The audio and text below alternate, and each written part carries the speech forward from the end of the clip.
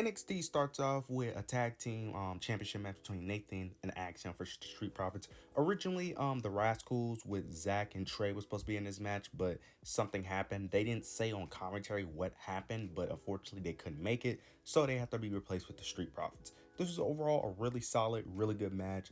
Very fun and fast-paced, high-flying match. I enjoyed it a lot. But towards the end of the match, the Bloodline of all people interfered in the match, preventing the Street Profits from winning. The Street Profits was about to pick up a victory, but the Bloodline interfered, costing the match, ending in a disqualification. Solo Sikoa wasn't there, but Jacob Fatu, the Tonga brothers, was there.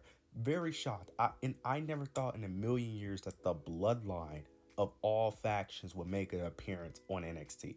Never thought. But to be fair, Roman and the Usos, they will probably never appear on NXT ever. But I never thought any version of a Bloodline would ever appear. I feel like the Bloodline is just too big of a faction to ever do it, but very surprised. So I'm very interested to see how this will play out on SmackDown to continue the feud of the Street Profits and the Bloodline, of course. But this was overall a very interesting segment. I love what they did here.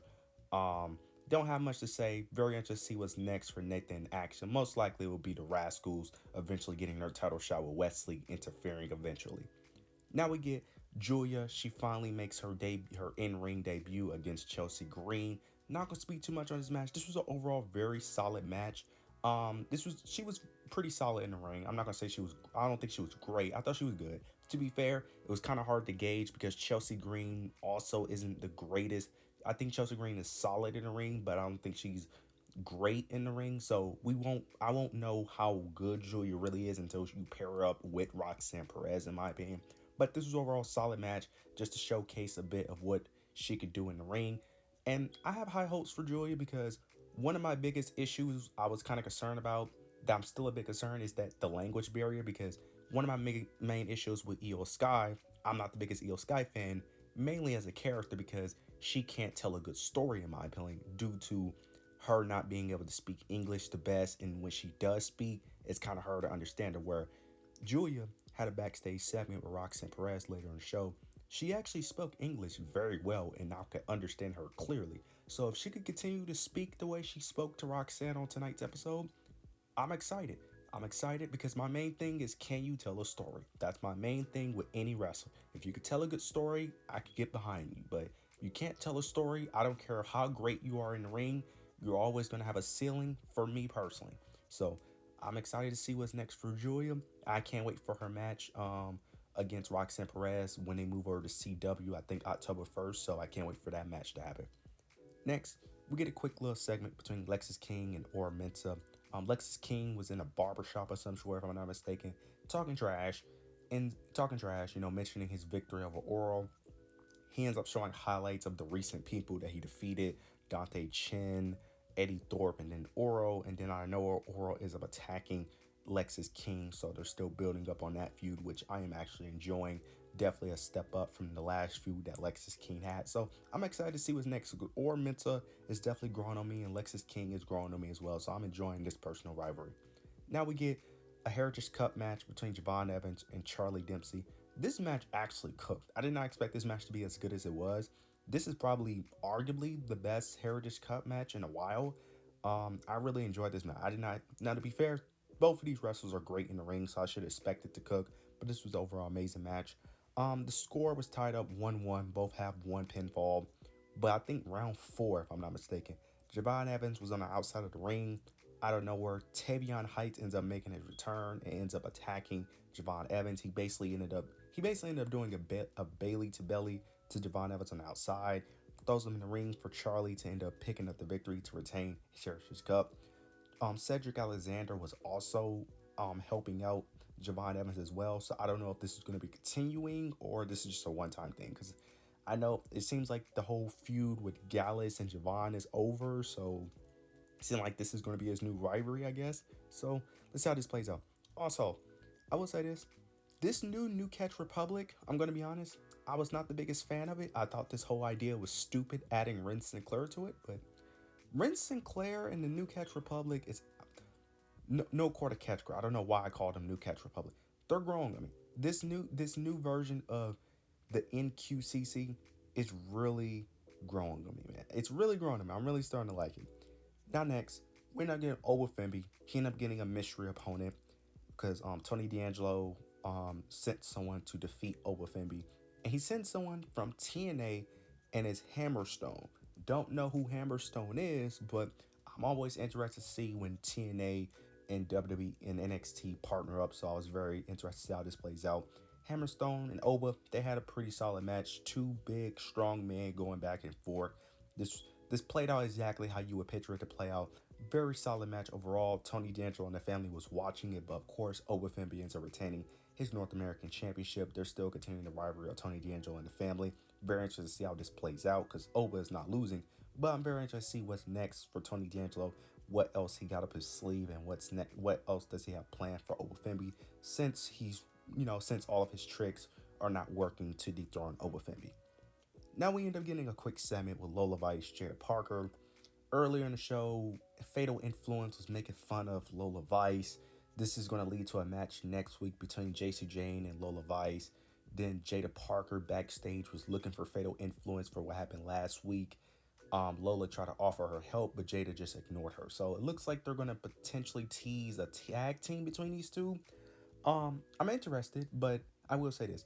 Why? Why does Shawn Michaels keep changing people that don't need to be changed? I understand why they turned babyface. I just don't think it was necessary to turn them back. Look, I'm glad that Lola and Jada are babyfaces to a degree because they are over with the crowd, so I understand it, but I just feel like they didn't need a change. I feel like they was perfect as heels. They were doing some good heel work. I don't think they needed a change to become baby faces just because they feuded with one person, but it is what it is. Hopefully, I enjoyed their babyface run. I don't think they needed it, but hopefully I enjoyed. Now, we end up getting Rich Holland versus Duke Hudson. Duke Hudson is trying to, get revenge, get revenge for Chase U himself and Andre Chase, who is in the hospital, who wasn't on tonight's show. Start off with Duke Hudson actually getting the upper hand. He was dominating Rich Holland, but Rich Holland ends up getting the advantage after Duke Hudson I think he tried to use his trophy as a weapon, but Thea Hill ended up convincing him not to, which allowed Rich Holland to take the advantage, and Rich Holland ends up picking up the victory. After the match, though, is where it gets interesting. Rich Holland ends up constantly attacking Duke Hudson, constantly destroying him. Thea Hill is crying, constantly telling Rich to stop, but he won't. He ends up throwing him into the barricade. Then soon after, he ends up tearing the piece of the barricade, ends up hitting his finisher on the barricade. This is great. This is the Ridge Holland that we've been missing for a while. This is the Ridge Holland that's finally interesting.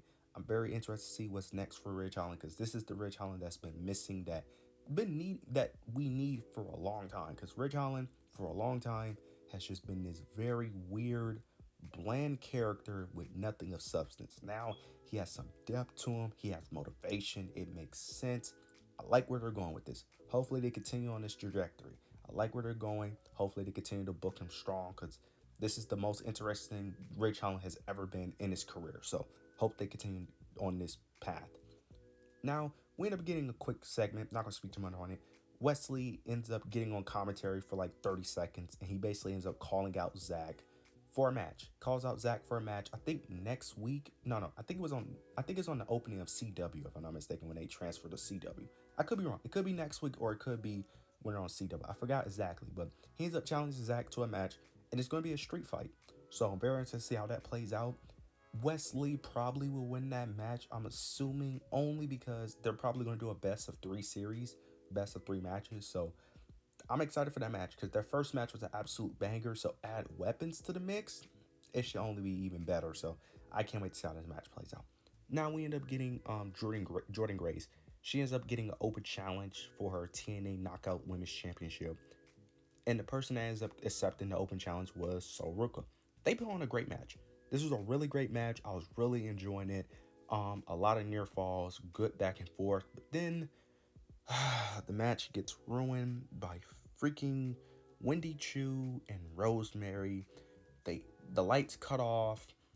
Out of nowhere, Wendy Chu ends up choking out Jordan Grace, and that's the end of the segment. Oh my God, look. I want this Wendy Chu experiment to end. Look, no offense to Wendy Chu. The gimmick itself has potential. I like it and I don't like it. It's just boring. Like, I'm just not feeling it. Now they are teasing Lyra Valkyria, Tatum Paxley eventually, taking them out because they did have a segment. They look like they're going to be pairing back together, which I do like because I do love the Lyra Valkyria and Tatum Paxley friendship. That is one of my favorite things in NXT ever since I've been watching. Actually, my favorite thing in NXT since I've been watching in 2022. But I am so over Wendy Chu. I like Rosemary. I I'm not gonna say I'm the biggest fan of her, but I do like her a bit more than Wendy Chu. Wendy Chu is just boring. I just find her boring. She's just very boring, no character. Just like I just find her boring. I can't take her seriously. I just want this to end. So the faster they have Lyra and Tatum take them both out, the sooner we can end this. Like please, next week end this because I just can't. I can't take no more Wendy Chu. I just can't. Now we get for the main event, Pete Dunne versus Trick Williams in a last man standing match, a number one contendership match for Ethan Page NXT Championship. This was a really good match. Um, I will say this: their last match was better in my opinion. The only criticism I have is the way they was getting back up on near falls of 10 counts. They was getting up a little bit too quickly for my likelihood on the like ninth or eighth count. They just got up and shot up immediately when they got up instead of slowly getting up. But this is overall still a really good match. They ended up recreating the spot that they did last week where they both fell on the table. They did the same thing, but this time they was on like a different platform. They wasn't on the announce table. They ended up going up through the crowd. End up I forgot the area, but it's basically like a I don't know what the area is called. You're gonna have to tell me. But they end up recreating their spot, landing on another table. Did the same thing again. Towards the end of the match. They're both on the ground. Ethan Page ends up coming out. He's trying to get Pete Dunne to get up. Pete Dunne is not getting up. It's towards the 8 count. Ethan Page gets frustrated, tries to attack Trick Williams, but Trick Williams ends up tossing him on that announce table. Ethan Page goes through the announce table, and Trick Williams stands tall, and he will be the one to face Ethan Page at October 1st when they move over to CW. This was overall a really good show. NXT has been cooking easily, in my opinion, the second best book show, arguably the best book show arguably the best book show. But man, NXT has really been cooking. I've been really enjoying NXT. I can't wait for when they move over to CW because that show on October 1st is going to be special. It's going to be amazing. So I can't wait. But you guys let me know your opinions down below. Make sure you like, comment, and subscribe. But yeah, that's it.